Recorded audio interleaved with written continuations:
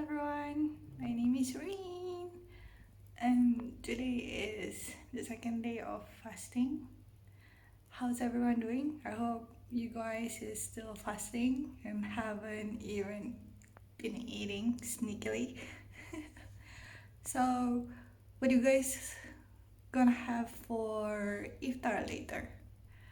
As for me, I'm thinking of doing Aglio Olio today, so stay tuned and I will share with you how I do the Aglio Olio.